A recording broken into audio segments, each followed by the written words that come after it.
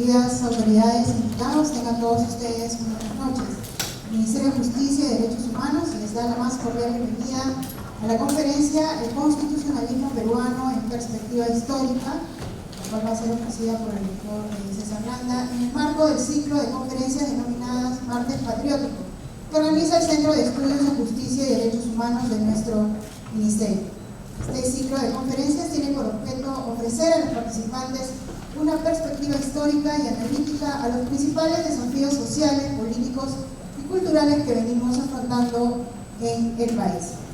En la mesa de honor, saludar la presencia de nuestro Ministro de Justicia y Derechos Humanos, el señor Vicente Ceballos Salinas, nuestros viceministros de Justicia, el doctor Fernando Castañeda Portocarrero, el viceministro de Derechos Humanos y Acceso a la Justicia, el doctor Daniel Sánchez Velázquez, la directora general del Centro de Estudios de Justicia y Derechos Humanos, la doctora Arely Valencia Vargas, y de manera especial agradecer de antemano la participación de nuestro ilustre expositor, el doctor César Landa Arroyo.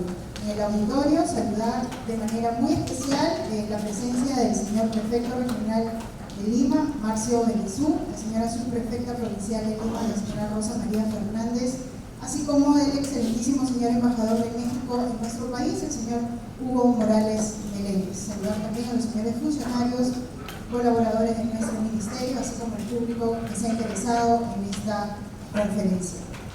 Para dar la bienvenida, vamos a recibir a la doctora Arely Valencia, directora general del Centro de Estudios de Justicia y Derechos Humanos de nuestro ministerio, a quien recibimos con un fuerte aplauso.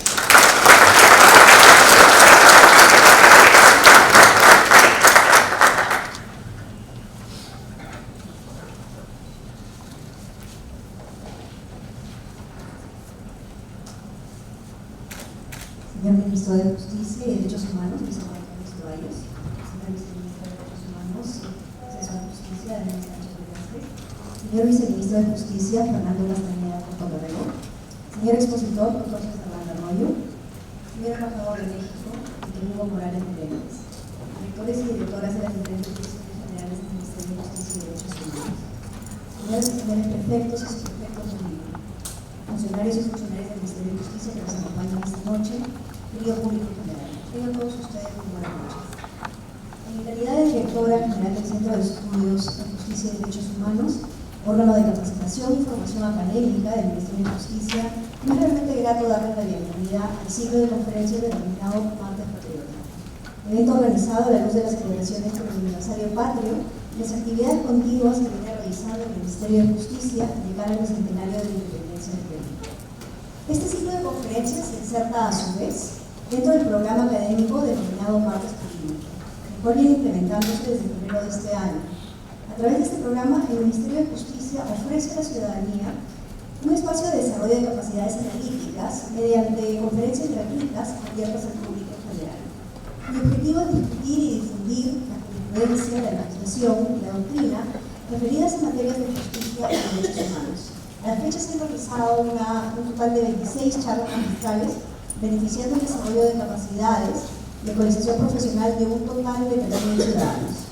Con el ciclo de conferencias Martes Patriótico, el Ministerio busca fomentar la reflexión y el análisis sobre la forma como nuestros procesos históricos han influenciado el devenir de nuestras instituciones contemporáneas y tiene a su vez una relación directa con los desafíos que afrontamos actualmente como país para construir ciudadanía y consolidarnos como una verdadera democracia.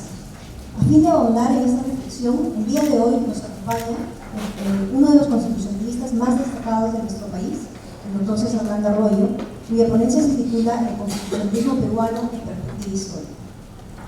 El doctor César Landa Arroyo es expresidente del Tribunal Constitucional y magistrado durante el periodo 2004 al 2010. Actualmente se desempeña como profesor principal de Derecho Constitucional en la Pontificia Universidad Católica del Perú y en la Universidad Nacional Mayor de San Marcos. Cuenta con un doctorado en Derecho por la Universidad Alcalá de Henares, en España. Asimismo, tiene un postdoctorado en Derecho en la Universidad de Beirut y el Max Planck Institute en Heidelberg, Alemania. Ha sido juez ad hoc de la Corte Interamericana de Derechos Humanos y viceministro de Justicia. Forma parte de importantes redes internacionales de investigación, tales como la International Association of Constitutional Law, comisionado de la International Commission of Jurists, miembro de la red de constitucionalistas e internacionalistas del Coloquio Iberoamericano del Max Planck Institute de Alemania y miembro ordinario de la Asociación de Constitucionalistas de España. Cuenta con una amplia lista de publicaciones, artículos publicados en diversas revistas nacionales e internacionales y también con numerosos libros, entre los cuales destacan Challenges of Human Rights in Latin America, una publicación reciente de este año, 2019, los procesos constitucionales en la jurisprudencia del Tribunal Constitucional, 2008 al 2018, Derecho Procesal Constitucional, la constitucionalización del derecho, el caso del Perú, derechos fundamentales y justicia constitucional, organización y funciones del Tribunal Constitucional entre derecho y política, los derechos fundamentales en la jurisprudencia del Tribunal Constitucional, Constitución Económica del Perú, Tribunal Constitucional del Estado Democrático, entre otros. La impresionante trayectoria descrita en la hoja de vida del Dr. Landa habla por sí sola. No obstante, me gustaría compartir con ustedes una apreciación personal desde mi experiencia como exalumna del profesor Landa y seguidora de sus publicaciones. El Dr. Landa es un mentor por excelencia, alguien que inspira en sus estudiantes verdadera rigurosidad académica. Es formador de varias generaciones de estudiantes, muchos de ellos actuales constitucionalistas destacados, a quienes motivó a entender el constitucionalismo y las instituciones que lo conforman, desde su rol crucial como cimientos para la construcción de un verdadero Estado de Derecho. Sin temor a equivocarme, considero que hay un antes y un después en la forma como se enseña y piensa el derecho constitucional en nuestro país, a raíz de las publicaciones del Dr. Landa. Particularmente desde su clásica obra Tribunal Constitucional y Estado Democrático, cuya primera edición fue publicada en el año 1999, se empieza a promover la idea de un constitucionalismo de valores y se resalta la importancia de los jueces y los tribunales constitucionales para garantizarlo. El constitucionalismo promotor de valores democráticos es aquel que rompe con el status quo y fomenta la transformación social y política a través de un mayor respeto a los derechos fundamentales en toda decisión legislativa y de políticas públicas. Lejos de desencadenar un choque entre poderes, la obra del Dr. Landa nos explica que es saludable y democrático fomentar el equilibrio de los mismos a través de un enfoque de derechos. De eso se trata finalmente la justicia constitucional, de entender los derechos como garantías institucionales para la consolidación democrática.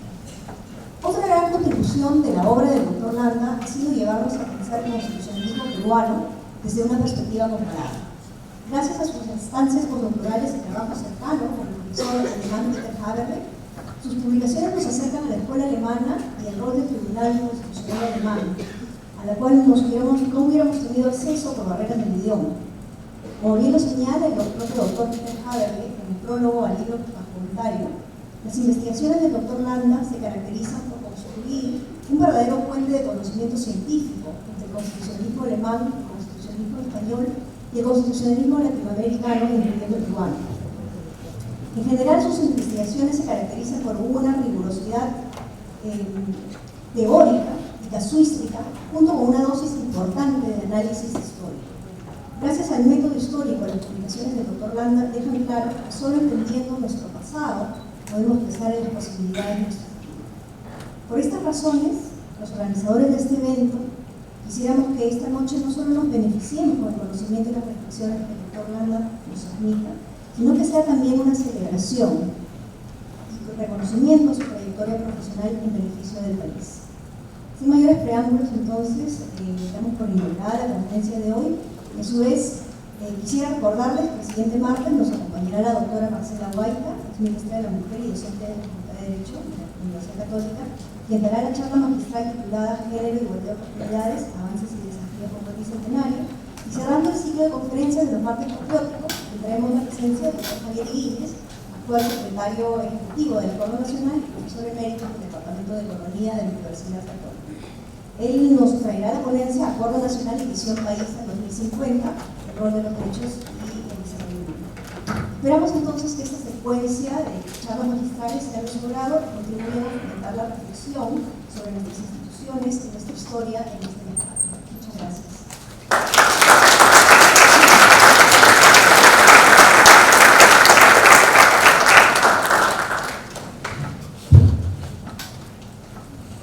Bien, sin mayor preámbulo entonces, quedamos muy atentos a escuchar la exposición del doctor César Landa Arroyo con el tema El constitucionalismo peruano en perspectiva histórica.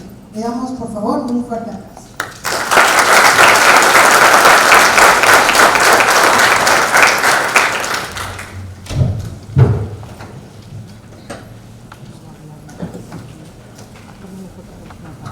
Buenas noches, señor Ministro de Justicia y Derechos Humanos, doctor Vicente Ceballos, distinguido viceministro de Justicia, doctora Violencia, señor embajador, señoras autoridades, funcionarios, personal que nos acompaña. Para mí es muy grato estar en esta Casa de la Justicia y de Derechos Humanos, de la cual, como se ha mencionado, es parte también con las mismas ilusiones de precisamente fortalecer el Estado de Derecho en base a los derechos humanos en la labor que corresponde a un ministerio de esta naturaleza en un país en transformación constitucional. Y precisamente porque en el proceso de fortalecimiento de la democracia y del Estado constitucional no es un acto, sino es un proceso. Creo que es importante, en esta convocatoria, a esta cicloconferencia de marco patriótico, hacer una referencia a esta forja del constitucionalismo histórico de cara al bicentenario de independencia del Perú. Pero hay que reconocer que, como decía Manuel Vicente Villarán, en el Perú hemos hecho muchas constituciones, pero también hemos deshecho muchas otras. Porque hemos tenido la Constitución de 1823, 1826, 1828, 1834, la del 37 la Confederación Boliviana, o la del 39, de 1856, 1860, 1867, y luego ya en el siglo XX, la de 1920, 1933 y 1929, llegando a la cual estamos en este momento.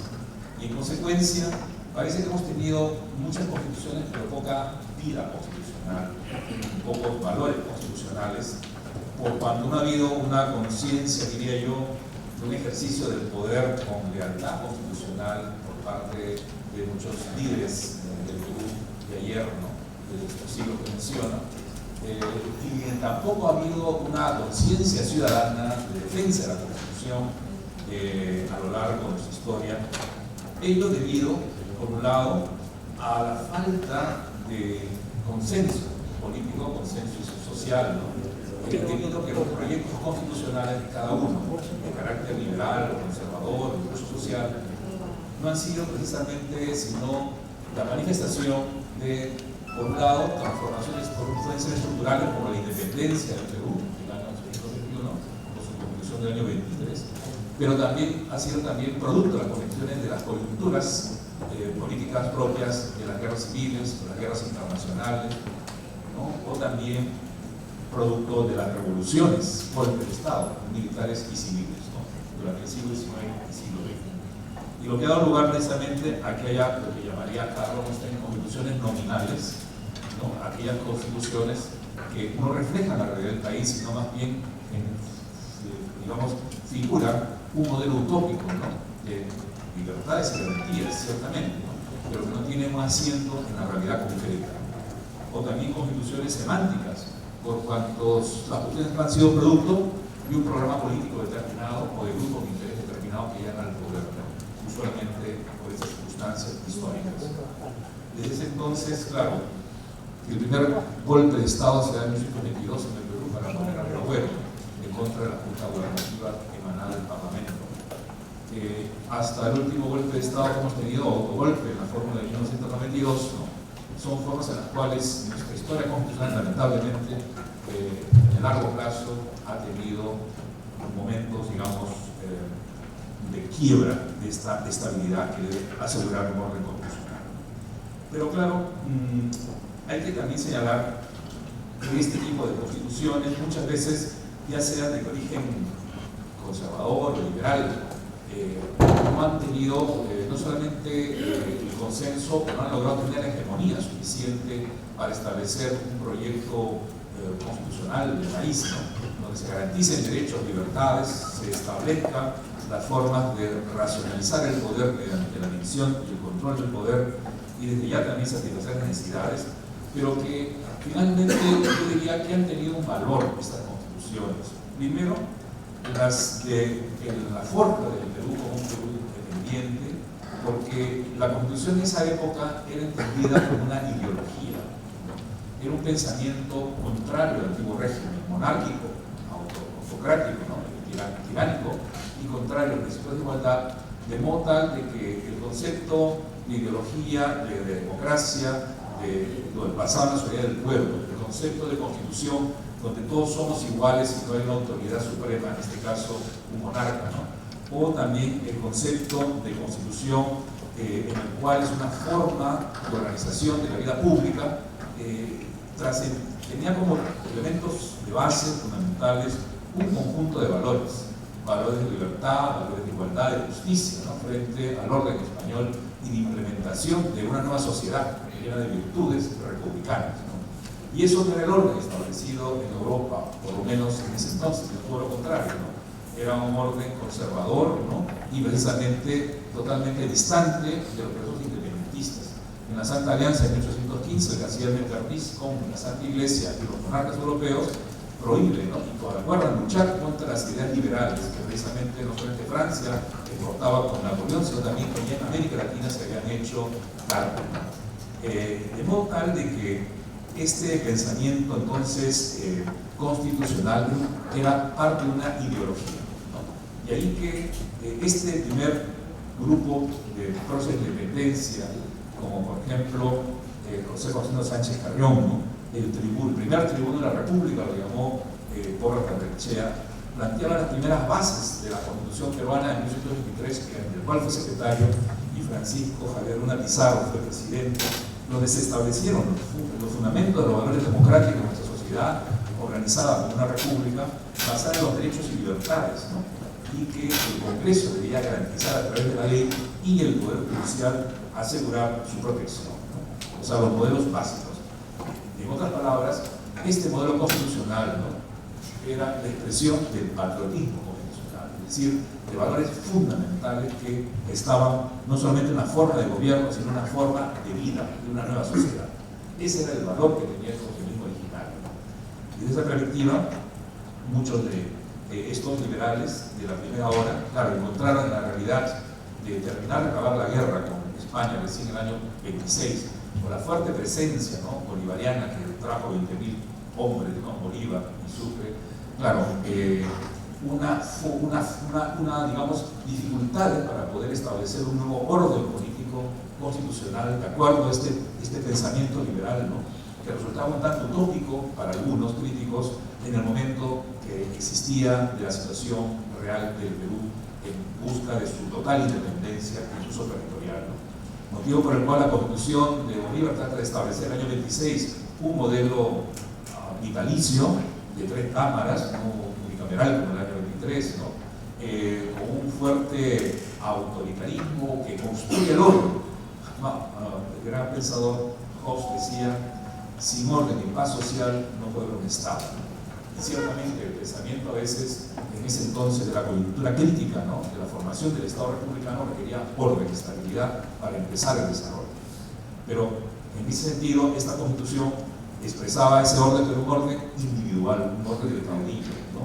De un orden, digamos, social y pactado, sino impuesto, ¿no? Por las armas, ¿no? Victoriosa desde ya. De modo tal que esa forma, ¿no? De entender ese nuevo orden constitucional fue simplemente efímero, porque las fuerzas liberales precisamente lo que buscaban era, primero, una afirmación desde ya de una identidad nacional patriótica, ¿no? Digo esto sobre todo pensando de que había 20.000 soldados colombianos que luego ya de las victorias de Punilla y Ayacucho en el año 24 estaban en el Perú y en la ciudad sin hacer la guerra, sino precisamente en divertirse, ¿no? De alguna forma, ¿no? Con lo cual había un malestar también en la ciudad, y cuando retorna Bolívar a la Gran Colombia llamado, pues los liberales asumen el poder y desbancan, ¿no? A la autoridad encargada y convocan un congreso constituyente del año 28 que retoma de alguna forma la Constitución del año 23, pero a decir de nuestro historiador insigne, Jorge Basadre, la Constitución del 28 va a significar la madre de todas las constituciones, porque sin los radicalismos jacobinos de la Constitución del año 23, ¿no? Va a establecer un régimen de gobierno que Villarán también lo va a reconocer, como la fórmula que va a estar presente a lo largo de todas las constituciones siguientes en el Perú. Pero desde ya que como el constitucionalismo de esa primera hora muchas veces pensaba en la necesidad de adecuarse a las realidades, ya habían aprendido que la fórmula constitucional no podía ser universal y para siempre, porque inicialmente se dieron las constituciones sin posibilidad de reforma constitucional, en el entendido que se había llegado y había un estadio de libertad y de garantías que la fórmula constitucional no tenía por qué llevar a cabo una cláusula de modificación. Pero la Constitución del año 28 sí previó que en 5 años debía haber una convención para adecuar a los nuevos tiempos. En ese sentido se dictó una nueva Constitución del año 34, ¿no?, que mantuvo la idea liberal, pero despertó muchas pasiones, sobre todo de confrontación entre el poder caudillo militar, no solamente de civiles, sino también entre caudillos, ¿no? Y eso va a generar entonces que esta Constitución sea superada, ¿no?, por un proceso de integración con Federación Perú-Boliviana, ¿no?, que el Maricruz Santa Cruz promueve en el Perú como Regoso, ¿no?, inicialmente también con Gamarra, ¿no?, pero dado el pragmatismo político y las guerras y los intereses confrontados, ¿no?, con apoyos incluso de Chile, ¿no?, concretamente, es que este experimento, ¿no?, de confederación Perú-Boliviana fracasa, ¿no?, en el año 37, no obstante que se llegó a dar 3 constituciones del norte, sur y del Alto Perú, bajo la égida de Santa Cruz, que es un émulo de Bolívar porque él era el gran protector. Pues el conservadurismo, con el apoyo, digo, de las fuerzas del Parlamento chileno, derrota a la Confederación Perú-Boliviana y se instaura la Constitución de Gamarra en el año 39, ¿no?, una constitución totalmente conservadora, en el mejor o peor sentido del término, porque se va a sentar en la presidencia de la República y no en el Parlamento, en la reducción de los derechos y libertades civiles, ¿no?, en su alianza estrecha con la religión, al punto de cuando muere Gamarra, va a ser Bartolomé Herrera el insigne, ¿no?, digamos, mentor del pensamiento conservador del Perú, ¿no?, del siglo XIX, el que va a dar el discurso fúnebre, ¿no?, y donde va a destacar no solamente su personalidad, sino las ideas que expresó esa Constitución. Pero que en la lucha política, los liberales de una segunda generación, como Segalmes, Bilbao, Quimper, entre otros, van a surgir con un modelo constitucional distinto que va a ser el año 56 con una revolución apoyada por el mariscal Castilla en Arequipa. Y de esa perspectiva que se instaura un constitucionalismo liberal, pero de nuevo cuño, ¿no? Por ejemplo, el artículo 10 de la Constitución va a establecer que una ley contraria a la Constitución es nula, pero no va a haber un desarrollo legislativo. Obviamente se consagran derechos para el pueblo indígena en parte, pero también, sobre todo, garantizan libertades en relación al Ejecutivo, ¿no? Pero muchas veces ha sido tan frágil nuestra vida inconstitucional y política en ese momento que la solución a los conflictos era dar una nueva Constitución. Y lamentablemente la Constitución del 56 no duró sino hasta el año 60, en la cual se da precisamente la Constitución que inicialmente fue precedida por Bartolomé Herrera, pero que no le fue suficiente porque aceptar la presidencia, dado que no aceptaron su propuesta de constitución, que era una constitución prácticamente teocrática, ¿no?, era un hombre conservador y reaccionario, diría, ¿no?, porque él hablaba de la soberanía de inteligencia, no la soberanía popular, ¿no? Él hablaba que el poder emanaba de Dios, ¿no?, a través de los representantes, ¿no?, pero tenía una concepción teocrática del poder en última instancia, ¿no?, propia de esa época, en todo caso, y del pensamiento también conservador español, ¿no?, o portugués, ¿no?, porque él fue traductor de un tratado de un profesor portugués, Piñeira, o también conocedor de las tesis de Alonso Cortés, etcétera, ¿no?, etcétera. Pero bueno, él en todo caso dejó una constitución y sus quienes le siguieron, que de alguna forma duró 60 años, como pocas constituciones en la historia del Perú, hasta 1920. Lo cual no quiere decir que haya estabilidad, porque por medio hemos tenido la invasión, por ejemplo, pretendida de España para reconquistar Perú, Chile, ¿no? Hubo alianzas entonces de defensa, que dio lugar a un golpe de Estado en el Perú y la adaptación de una constitución de 1877 nuevamente liberal que duró 6 meses, ¿no? Y la guerra con Chile, ¿no?, dramática también, que tuvo un impacto en la vida social, obviamente, política, y ya que el surgimiento, en consecuencia también de partidos políticos durante estos 60 años, del Partido Civil, el Partido Constitucional, el Partido Demócrata, el Partido Liberal, ¿no?, etcétera, da cuenta entonces de que el Perú ha vivido ese siglo XIX, ha haciendo y deshaciendo constituciones porque no tenían un rol determinante en la vida política. La constitución era un instrumento de gobierno, ¿no? ¿Y eso por qué? Porque el pensamiento jurídico reinante en ese entonces era un pensamiento positivista del derecho. ¿Qué quiere decir esto, no? Quiere decir que el Estado, al estar regido por un Estado de derecho, pero el derecho nace de la ley, no nace de la Constitución. Es decir, los jueces van a ser bocas que pronuncian palabras de la ley, no van a ser la boca que pronuncian palabras de la Constitución. La Constitución entonces es una norma política que no tiene un derecho judicial que se aplique directamente, sino apenas son la norma legal. Pero esa noción existente, propia del pensamiento de la escuela de exégesis, del derecho, del cárcel, etc., no duró mucho tiempo, por una razón, porque va surgiendo la llamada cuestión social. La cuestión social es una cuestión que no resolvió el Estado liberal ni su modelo jurídico de legalidad y de economía, que es el surgimiento de revoluciones, ¿no? Y claro, en Europa, en el año 1830 ya había una revolución, se caía a pedazos porque vino a Estados Unidos a la democracia en América, porque admirar, ¿no?, ese país que recién había surgido en 30 o 40 años se estaba estabilizando. En Europa estaba revuelta en el año 48, hay otra revolución, no solamente en Francia, ¿no? Por vez primera se crea en París, en Francia, el Ministerio de Trabajo, ¿no? El año 48 partía esa revolución, Carlos Marx escribe el manifiesto comunista, ¿no? Para no ser tan larga la historia, en Estados Unidos también, ¿no? La jornada de 8 horas se conquista en 1883, ¿no? En el Perú ya teníamos a Manuel González Prada, ¿no?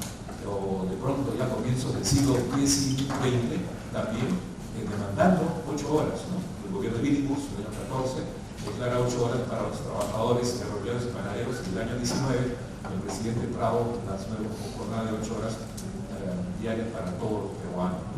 Y la Constitución de 1920 era expresar precisamente ese modelo constitucional de la nueva patria, que llamó el presidente Leguía, que además es un autogolpe, ¿no? Para lograr una mayoría parlamentaria suficiente y dictar una constitución que se sujeta a plebiscito, pero que incorpora por vez primera el reconocimiento constitucional de las comunidades indígenas con ese nombre, ¿no?, y sus territorios, y establece que, por ejemplo, el Estado debe asegurar el abaratamiento de subsistencias públicas, ¿no? O sea, la carestía, el costo de la vida también llega ya a una preocupación y de alguna forma un deber del Estado, o también el Estado entraba, dice la Constitución, a conciliar mediante arbitraje en el conflicto entre el empresario y el trabajador, porque había manufactura, había, digamos, en las ciudades había ya conflictos, ¿no? Por eso las condiciones laborales eran una necesidad que se va a ver expresada también ya en la Constitución del año 1933, manteniendo el esquema, porque fue producto también de un golpe de Estado de esa Constitución, de un dictador como Sánchez Cerro, pero que no pudo ya borrar lo avanzado. ¿Por qué? Porque en los años 20 se crearía precisamente en México, ¿no?, en el año 1924, la Alianza Popular Revolucionaria Americana, el APA, y también el Partido Socialista del año 1929 con José Carlos Maretti, pero integrado a la Internacional Comunista, es decir, como una ideología. Y precisamente la Constitución del año 1933 va a tener representación en el Parlamento de 32 parlamentarios socialistas, unos 6 parlamentarios del Partido Socialista y de centralistas, ¿no?, pero que por una ley de emergencia del dictador Sánchez Cerro no fueron expulsados del Parlamento directamente y muchos expatriados a Chile, ¿no? Pero esa Constitución había sido producto en su elaboración de un anteproyecto muy famoso de Villarán, en el cual establece las bases, por ejemplo, del sufragio de la mujer, cosa que fue un debate que se logra consagrar el voto de la mujer a nivel municipal, porque hubo cuestión del acta para hacerlo a nivel político. Por ejemplo, donde Victoria de la Unde, que era constituyente, promovía el voto de la mujer, entonces en el año 55 ya estaba logrado, ¿no? Constitución que también va a incorporar, digamos, garantías que llamaban no solamente individuales clásicas, sino también garantías sociales, ¿no?, de carácter del trabajo, ¿no? Digamos que esa Constitución, este proyecto de Constitución, que fue un trabajo de laboratorio, creo que permitió diseñar un modelo constitucional, quizás sin adelanto como aquel que en el año 2001 planteó precisamente el presidente Paniagua en el Perú para salir, ¿no?, del régimen anterior con su Constitución 93, y que precisamente el Ministerio de Justicia fue el cenáculo para el debate de 18 especialistas en la materia, que producimos una base para la reforma constitucional, ¿no? Bueno, pero quería en todo caso señalar que es después de la Segunda Guerra Mundial donde hay un impacto, ¿no?, del nuevo concepto de lo que es la Constitución, porque la Constitución, claro, y su valor democrático, ¿no?, en nuestra historia constitucional, había tenido poco peso en el siglo XIX, debido a que la ley era la que tenía el peso fundamental. Pero en el siglo XX, conjuntamente con la cuestión social, empieza a revalorarse la noción de Constitución, ya sea porque en Europa, por ejemplo, analizando alguna vez las revistas Harvard Law Review, Yale Review, la Revue de Droit Public y otras publicaciones de finales del siglo XIX y comienzos del XX, todas ellas hacen una crítica al Estado de Derecho que se estaba terminando en el siglo XIX por el divorcio entre la norma y la realidad, y planteaban, ¿no?, el derecho, el realismo político, el derecho del cambio social, ¿no?, la escuela libre del derecho, ¿no?, en Alemania, en países nórdicos, Estados Unidos, y eso ponía en evidencia que había una crisis del Estado de Derecho, y precisamente van a surgir 4 monstruos del derecho público. Va a ser uno Hans Kelsen, que va a plantear, ¿no?, la teoría del Estado a partir de la Constitución. Hermann Hegel que va a plantear la teoría del Estado social, porque la cuestión social era un hecho evidente que tenía que ser integrado, ¿no?, en el nuevo pensamiento. Va a estar Rudolf Schmenck, ¿no?, que va a plantear una teoría de integración, donde va a decir que si el pensamiento liberal siempre ha sido un pensamiento antitético, ¿no?, a mayor libertad, menos autoridad, a mayor autoridad, menos libertad, él va a romper ese esquema del siglo XIX planteando el principio de integración a través de los derechos fundamentales, que es el punto de integración entre la autoridad y la libertad. Y asistiendo a una conferencia que dio Jutta Lippmann, presidenta del Tribunal Constitucional Alemán, hace unos 10 años me parece, ella rescataba, me acuerdo de la conferencia, decía, si en Alemania Hans Kelsen nos legó la institucionalidad del Tribunal Constitucional que creó, la esencia de esta casa, que es el hogar, ¿no?, lo dejó este profesor Schmenck, ¿no?, porque lo que hacemos, decía, es defender los derechos fundamentales, ¿no?, de modo tal que ese es un gran aporte de la integración. Y el cuarto, Carl Schmitt, ¿no?, que planteó una cuestión jurídica constitucional como una cuestión política, una cuestión de decisión política, que va a replantear entonces los estudios, no solamente a nivel académico, sino de la comprensión de los fenómenos jurídico-políticos en el marco de este gobierno. Quiero mencionar eso porque muchas veces la política también constitucional se ha hecho de amigos y enemigos, ¿no?, es decir, lo que yo pierdo, tú ganas, o lo que tú ganas, yo pierdo. De modo tal que si hay suma cero, nunca podré poner de acuerdo entre gobierno y oposición. Y en consecuencia, la democracia es restar de uno y de otro para lograr entendimientos. Yo tuve la oportunidad de ser invitado por el Congreso de Diputados Españoles, que celebraba 40 años de Constitución Española, y estaba Guerra, ¿no?, que fue uno de los constituyentes del 78 español, y comentaba en privado cómo lograron llegar a esta constitución comunistas, socialistas, digamos, franquistas, ¿no?, etc. Y lo expresaba de manera muy sencilla. Teníamos que renunciar a una cuota de nuestra parte, de nuestra identidad, que a cada uno le costaba, para poder lograr un consenso, porque lo contrario no llegamos y nos seguimos matando. Claro, ahora estamos otra vez, creo que en cierta tensión, ¿no?, porque esa generación precisamente que entendió el horror de la guerra, que no era la forma de hacer política, sino más bien buscar en democracia, entendimientos, pues se encuentra en un segundo plano. Pero en nuestro país, yendo, ¿no?, a entender que la Constitución, ¿no?, ya no solamente el 33, sino sobre todo el 79, establece precisamente esa nueva forma de entender la democracia a través no solamente de la confluencia de distintas fuerzas, porque esa Constitución estuvo liderada por el APRA, ciertamente, secundada por el PPC, Partido Popular Cristiano, y por las izquierdas. Y si bien no firmaron la Constitución terminada la Asamblea Constituyente, pues la defendieron en la práctica, sobre todo en la década de los 90, ¿no? Y esa fue la expresión de un consenso democrático para salir de la democracia, donde se moderniza además el Estado, donde la persona humana es el fin supremo de la sociedad y del Estado, donde se le otorga reconocimiento a tratados internacionales, ¿no?, de la Declaración Universal de Derechos Humanos, el sistema interamericano. Se crean instituciones especializadas como el Tribunal Constitucional, o Garantías Constitucionales en su momento, y en la siguiente Constitución como Defensoría del Pueblo. Se crea lo que se llama la Open Clause, ¿no?, la cláusula de apertura, que los tratados forman parte del derecho nacional, ¿no?, con lo cual estamos ya no únicamente en una fórmula política de carácter nacional soberana, sino también que tiene ribetes de carácter internacional a través de la implementación de sistemas de protección de los derechos, como va a ser la Comisión Interamericana, la Corte Interamericana, que además van a tener potestades jurisdiccionales, ¿no?, sobre casos nacionales, del cual el Perú es el país sentencia, ¿no? Condenatoria, eso es el vaso, ¿no? Bueno, Guatemala creo que sí en segundo lugar, ¿no? Pero en todo caso, dice bien y dice mal. Bien, de que los ciudadanos peruanos, cuando sienten que la justicia no les ha llegado, ¿no?, como corresponde, pueden apelar a un sistema internacional, ¿no?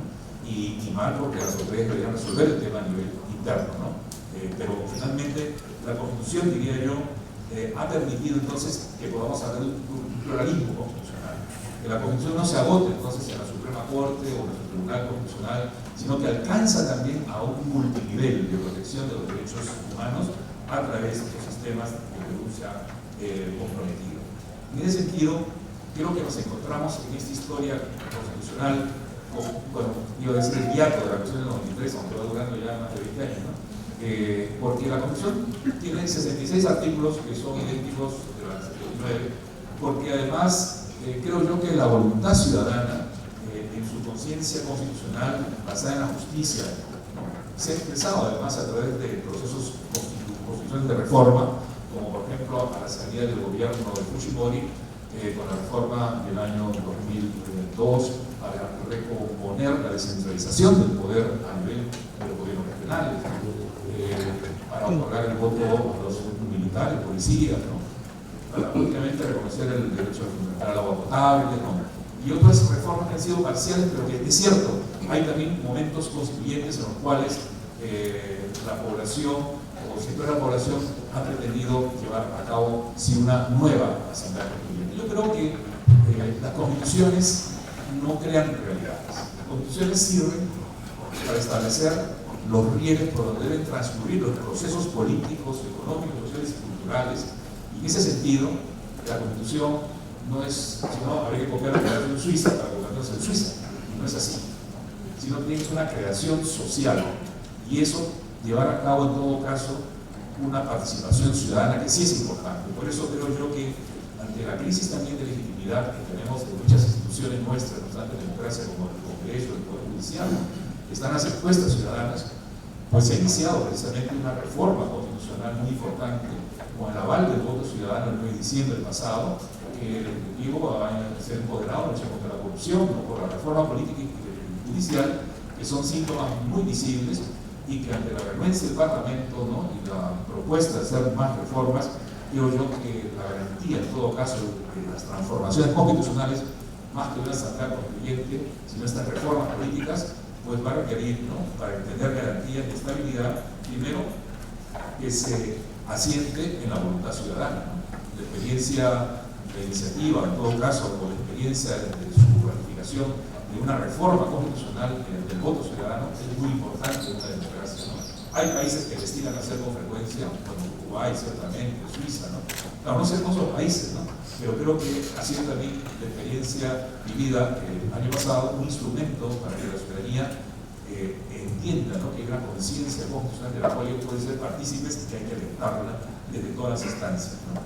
Ahora, el tema es claro que nuestras instituciones que merecen precisamente en este constitucionalismo contemporáneo, ¿no?, una revisión para relanzarlas de cara, ¿no?, a estos albores del bicentenario, requieren ciertamente los consensos, ¿no?, los consensos basados en la opinión ciudadana sobre todo, ¿no?, y de otro punto de vista, a que estas reformas no se personalicen, ¿no?, porque el caudillismo que hemos vivido el siglo XIX y en parte del XX, ¿no?, o partidos con nombre propio, o partidos donde se hereda el cargo, ¿no?, todavía tenemos el atavismo de tener partidos con nombre propio, no prácticamente.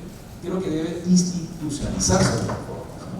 Creo que una perspectiva de entrar, digamos, a un tercer centenario, el camino a un tercer centenario, es que todos estos cambios sociales que se vienen realizando de manera más estructural, ¿no?, en el largo plazo, en el mediano, deban quedar institucionalizados. Es decir, que los cambios, las instituciones perviven, las personas, aunque sean caudillos, pasan.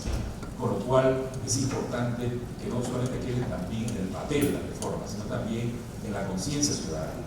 Por eso yo creo que una noción importante en el cual hemos avanzado en las últimas décadas con todos los avances es que hay una conciencia de que nuestro Estado constitucional, en el marco de la Constitución, es un Estado de Derecho y que debe resolverse los conflictos bajo el Estado de Derecho. Ya no por golpe de Estado, como antes era la forma de resolver los conflictos entre Parlamento Ejecutivo, por ejemplo, ¿no? Que salió un militar por ahí a apoyar, ¿no?, a uno u otro, ¿no? Creo que esa sensación de que podrá haber muchos conflictos, pero en este tablero constitucional, por más que tensen las esquinas, ¿no?, la oposición o el gobierno, significa en consecuencia que hemos avanzado, ¿no?, en conciencia de que en una democracia no son los hechos los que mandan, sino el derecho, ¿no?, en primer lugar. Y eso pasa precisamente porque la ciudadanía tenga, ¿no?, una participación ante los grandes males que atraviesa nuestra sociedad, como el tema de la corrupción, o avanzar en la lucha contra la pobreza y el bienestar y la descentralización del poder, que son principios constitucionales de todo constructivismo democrático. Incorporar a los grupos marginados, ¿no?, a los grupos, digamos, invisibilizados que existen en nuestra sociedad, que como toda sociedad tiene, claro, posibles distintas, conservadores, liberales, pero que si queremos una sociedad democrática, la igualdad tiene que estar muy presente de cara al constitucionalismo posterior bicentenario. Entonces los cambios requieren, como digo, del apoyo ciudadano y también que la norma no solamente es una norma jurídica, sino una forma de vida, ¿no?, que la Constitución se entienda como los padres de la patria peruana pensaron, como una ideología, como una forma republicana, de tener un sentimiento constitucional, ¿no?, de vida en base al respeto, en base a la tolerancia, en base a los derechos y el bienestar, ¿no? Por eso creo que es oportunidad que en estas semanas patrias que estamos viviendo, renovar, ¿no?, las promesas de una vida republicana basada en los valores más excelsos de nuestro origen constitucional y republicano, que además es la única fórmula, creo yo, para resolver los problemas de la actualidad, ¿no?, que son estos problemas que retrasan el desarrollo y el bienestar de nuestra población. En ese sentido, queremos llegar con nuestro bicentenario de independencia con instituciones mucho más consolidadas y que la población, precisamente, pues, adquiera una mayor conciencia de constitucionalidad y democracia en la medida que nuestros líderes de todos, gobierno y oposición, demuestren, ¿no?, el respeto a las leyes y el apego a la igualdad y al no abuso de poder. Estas son mis reflexiones, señores ministros y autoridades, para compartir en esta semana patriótica con esta terrible constitucional. Muchas gracias.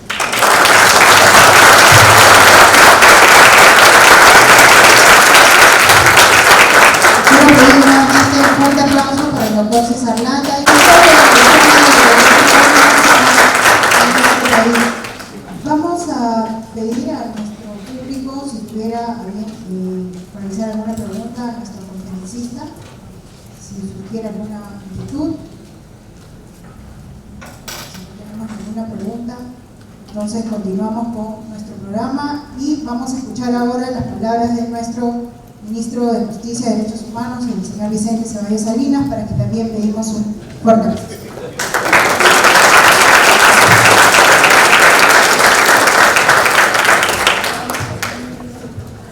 Si yo le decía antes de pararme del asiento, doctor Landa, ¿qué voy a decir de todo usted? Bueno, primero, buenas noches, reiterados a Carlos de Pérez. Es un real privilegio contar con la presencia de Fernanda Arroyo. Digo que una conversación muy especial. Él ha sido docente de las personas que nos acompañamos esta noche. Imagínense lo orgulloso que debemos sentirnos que nos acompañan en esta noche tan amena, pero de un sentir democrático e institucional. Quiero saludar a nuestros viceministros que nos acompañan, a Adel Sánchez, Domingo Castañeda, a Adel, bienvenida, acaba de integrarse al centro de estudios, y la verdad que vino con un compromiso de causar revuelta, porque ha coincidido con nuestro mes patrio, que es por oportunidad de participar y contar con la presencia de nuestro reconocido profesional. No puedo pasar por alto mi saludo fraternal al señor embajador de México, que ha tenido la gentileza de acompañarnos, y obviamente también la iglesia esta noche. Yo siempre paro en este recorrer de mi vida, de cómo lo reconocía el doctor Landa, cómo he gozado de su expertise, de su capacidad intelectual, académica, y me queda un mensaje. Sacando un poquito del escenario académico, lo quiero llevar al lado ciudadano. Quiero que ustedes me van a ayudar, porque no me han corregido. Él es un militante de los derechos humanos. Él es un militante de la democracia. Y es un militante del orden constitucional. Por eso, liberándolo del escenario constitucional, yo diría, si nos usamos términos, es un activista político, comprometido con sus derechos. Yo de verdad que le traslado a usted mi sentimiento, que es de mucho seguramente, de reconocimiento del porque usted no se ha quedado en el limitado espacio académico, que de por sí no está en el escenario ideal, tenemos a los chicos, a los estudiantes, usted ha dado un paso más allá. Se ha involucrado en el dinamismo de la actividad pública y se ha convertido en un referente en la toma de decisiones. Y miren que sustantivas, sobre todo en la etapa final de su traducción, que hago eco de ellas, ¿no? Usted citaba a Alfonso Guerra en su momento y me despertaba, yo dejo a un lado el pacto de la cultura, pero me quedo con una figura que desde ahí comenzó a tener cierta connotación en el escenario político, que es el consenso. Desprenderse de algo, pero ganar algo. Y eso forzó la Constitución española de dicha época. Y en el mar de años pasados en nuestro país, la pregunta es, ¿cuándo construiremos ese consenso? Estamos a 2 años del bicentenario. ¿Qué perspectiva tenemos del bicentenario? ¿Qué se cita 2021? ¿Cómo queremos que nos espere, que nos encuentre? ¿Con qué tipo de instituciones? ¿Con qué tipo de democracia? Y eso me provocó un paréntesis más del 2018. Yo no sé si en el recorrido histórico de nuestra vida republicana encontramos un año tan conflictivo como el 2018. Se pasó de todo. Se revise todo. ¿Cómo cerramos el año? Voy a liberarme de comentarios, ¿saben? ¿Cómo empezamos el año? Pasó de todo. Sin embargo, allí está la Constitución. Allí está nuestra democracia. Y allí están incólumes nuestras bases institucionales. Es decir, a pesar de que tenemos un orden democrático final, se resiste. Escuchaba ayer un mensaje, pues ya nombres, que decían, vamos a acudir a los fueros internacionales. Me recordó la frase de un futbolista pequeñito de nuestra selección, que dijo, cuando empezaba a ganar, están pasando cosas así con las cuales de discusión, ¿no? Para que alguien que eran opositores radicales al sistema interamericano de derechos humanos, ahora les doy un mensaje, vamos a acudir a algo positivo de esta pasando. Porque ya no solo se trata de defender el orden constitucional, sino de dar un salto y empezar a defender el orden internacional del cual somos parte. Creo que es sumamente positivo. Pero yo redundo, creo que estamos yendo, por lo que estamos caminando, por un sendero bastante complicado y complejo. No es parte de la idiosincrasia, de la cultura, pero somos muy fáciles de contraste y escasamente de construir retos de la vida. Ahora está en nuestro país avanzando, consolidándose, y decía que yo arriba la esperanza de este 2021, año del bicentenario, nos encuentre finalmente como un país encontrado con los consensos necesarios.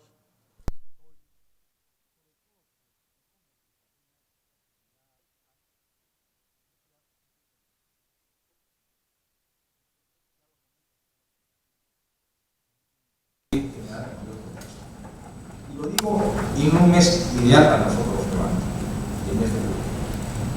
Hay retos, hay tareas que asumir, pero también aprovechar esta oportunidad, porque no todos lo hacen las instituciones, como vieron recalcado el doctor Lara. No todo lo hacen las autoridades. Hay también una contraparte que es sumamente importante, que es el auténtico ejercicio de ciudadanía, en la cual todos tenemos que sentirnos comprometidos para esfuerzos, tareas y responsabilidades. Finalmente, doctor Irlanda, de traslado nuestro reconocimiento y afecto. No está nada decirlo, porque se lo he dicho de manera personal, ahora lo hago de manera pública. Sigue siendo esa lumbrera de lo que es el derecho constitucional para nuestro país, orientando especialmente a nuestra juventud. Una característica de usted es su unidad académica, la destacamos, pero sobre todo quiero yo destacar de usted ese compromiso académico por nuestro país. Muchas gracias.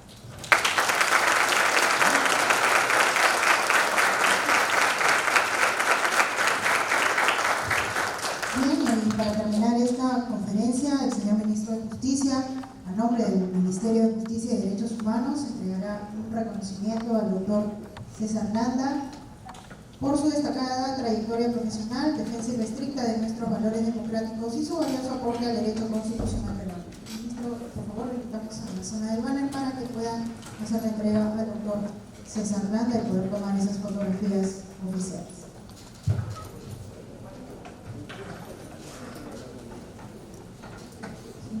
Diploma y plato recordatorio en señal de este importante reconocimiento que ofrece el Ministerio de Justicia al doctor César Landa.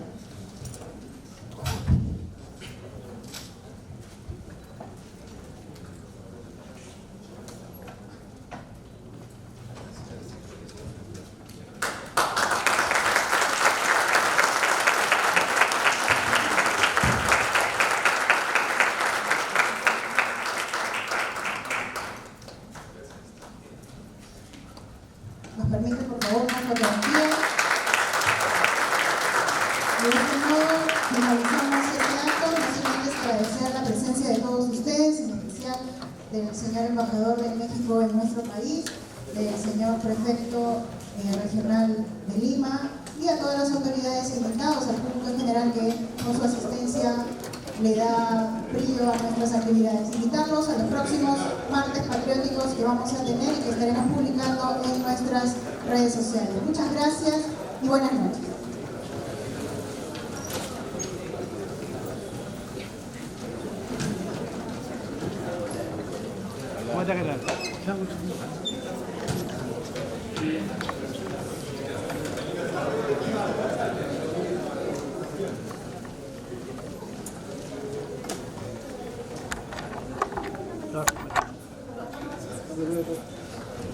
Gracias.